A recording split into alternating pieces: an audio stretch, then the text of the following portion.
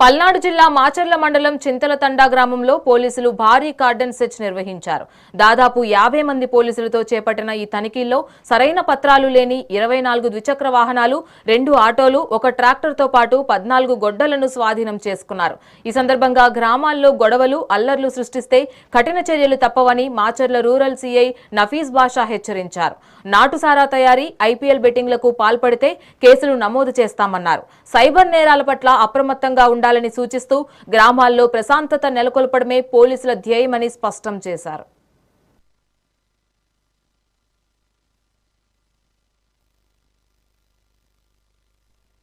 ప్రతి ప్రదేశాన్ని, ప్రతి వ్యక్తిని, ప్రతి ప్రాంతాన్ని చెక్ చేశాము.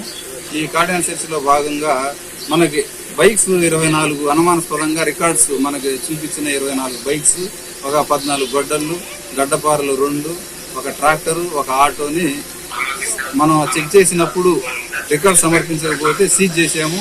వీటిని చెక్ చేస్తాం. మళ్ళీ రికార్డ్స్ ఉంటే ఈ సీజ్ చేసిన మారణాయుధాలు ఏవైతే ఉన్నాయో అవి నిజంగా వ్యవసాయానికి ఉపయోగించాయా లేదా గొడవల కోసం పెట్టుకున్నారా అనేది వెరిఫై చేసి వాళ్ళకి హ్యాండ్ ఓవర్ చేస్తాం.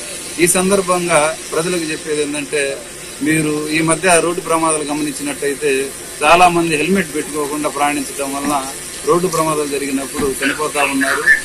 బైక్ మీద ప్రయాణించే వాళ్ళు తప్పనిసరిగా హెల్మెట్ ధరించండి. ప్రతి ప్రదేశాన్ని, ప్రతి